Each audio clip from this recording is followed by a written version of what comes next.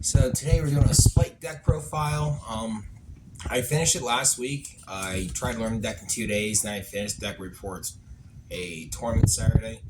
I finished X2. I made some changes since then, since I was just kind of like testing the waters. But the build I have, I really like. It's 42 cards, but the way I have built, I feel like 42 is fine because you burn through a lot of stuff real quick. So we'll go ahead and get right into it. So start things off. Obviously, you gotta play 3 blue.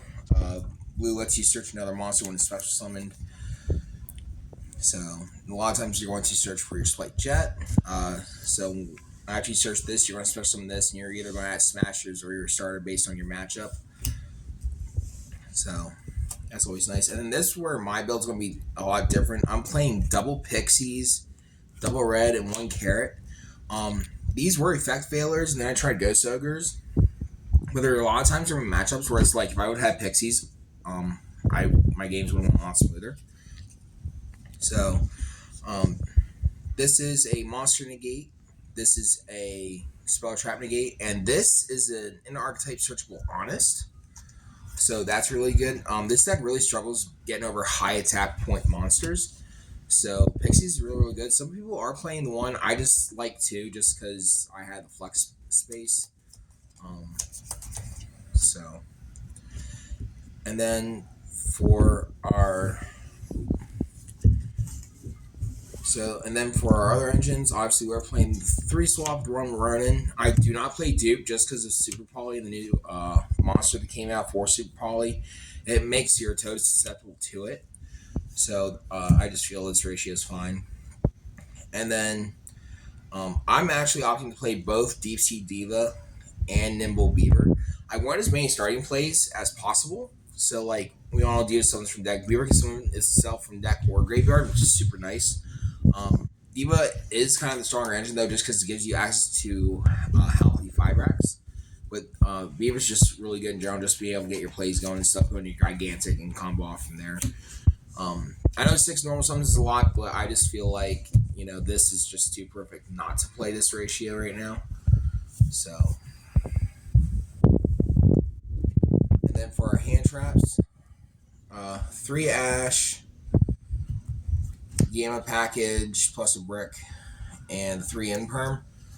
I just feel like this setup is nice. For those of you that have known me personally for years, know I absolutely hate Gamma. I hate playing that package. I know it's good, but I hate always see driver. But I feel like with Spright, you can actually just play it just because I do play E-Telly, so you can actually use this to make a needle fiber play or to help get your combo started if you get hand trapped. So it's not completely dead in your deck at all. So next for our spells, we are playing the triple Spright starter. It's a quick play.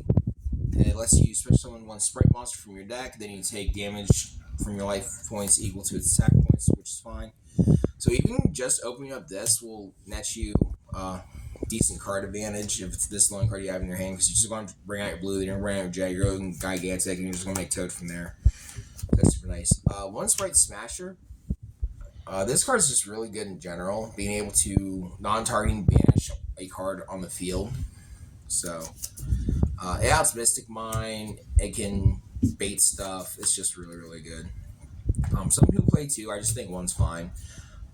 Because Mystic Mine's running back around the format, so some people are choosing to play 2. But whenever I side, you've seen the other profiles, I actually like to side Cosmic and Harpy's Feather Duster. So count the 3 Cyclone, the 1 Duster, and this. There's 5 outs to Mystic Mine. And then obviously for Game Packs Triple E-Telly, this card baits everything. I actually had someone ash this, so then I chained Gamma in hand, and I brought Gamma Driver, and then I summoned a Gamma from deck, so I just really comboed off. And then we are main decking 3 Dark Ruler no more. You kind of have to because of tier elements, other slights. It's just mandatory. Everyone is main decking this card to some capacity, whether it's 2 or 3. Unfortunately, just how toxic the format is right now, you have to play this to outboards. And then the last card, One Call by the Grave. This card is great. It's always great. Where's the can of Spright?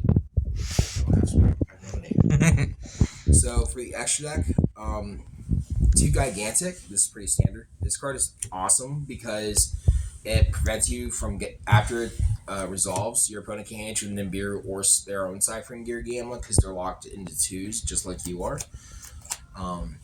So you make this, you detach, you bring out swap mills, you know the whole combo. You're gonna end with Toad. And speaking of Toad, we do have the one good boy. We're hoping he doesn't get banned.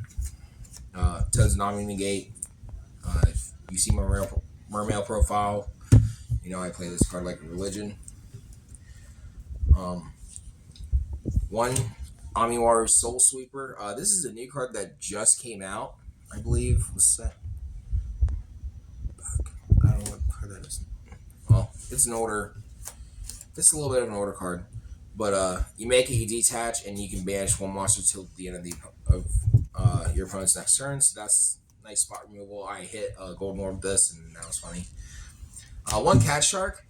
This card's actually nuts because if you have this with Gigantic on field, and Gigantic has an extra deck monster as material, its original attack point is doubled to 32. So if you have that and then Cat Shark, you detach, you actually make him 64.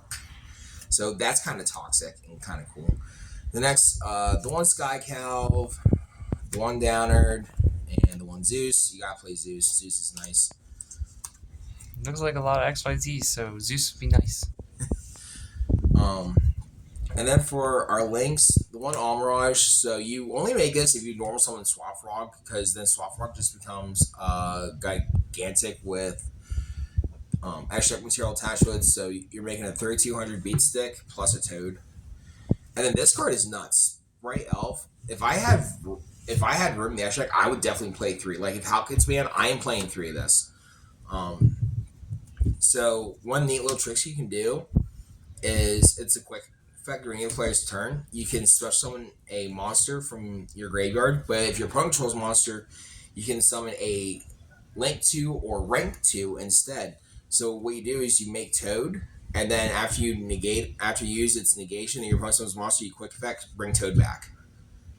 And Toad's on once per turn. So, yeah. Good luck. And what's really nice too, and this is really stupid, so during combos, you always want to make sure you put any of your monsters that you want to go through into these zones that Elf points to, because they can't be targeted by card effects. So they dodge Imperm, they dodge Veiler, they dodge Chalice. The only thing they can't dodge is Ash, but a lot of times your opponent's already trying to Ash you, so you don't really care. One Hulk, he's probably going this ban list. It's going to make me very, very sad. Hulk's just really, really good. Too good, which is why he deserves to be banned if he does get banned. And then the one Masquerena, the one Unicorn, and then I'm actually opting to play the Abramax. Every time I made this card, when I took it to locals to playtest, it went really, really well. Not a lot of people could out this. I don't actually think this ever got outed. So that's really nice. Helps you get over big monsters and stuff like that, which, like I said earlier, this deck really struggles with dealing. So that's it for this deck profile. I have a baby coming in the next few weeks, so I'm not going to be at locals or really anywhere. Me getting ready for my daughter to make her grand appearance, so probably somewhere in October I'll be able to go to locals again. I'll probably have an extra deck done by then, or a side deck completed by then. Bailiff's probably out, so probably more changes. Hopefully I still get to play my Toad. And hopefully don't emergency ban this, because this is ridiculous. It's so the reason it was tier 0 over in Japan was because of Max C, because what they would do is they would special summon Max C and then they bounce up the swap to hand. So essentially they were searching Max C while getting their combos going. So we don't have Max C. So thank you for watching. Please like, comment, subscribe. Find us on TG Player. Find us on Facebook. Yeah, that's what I got for you guys. So we will see you guys next time.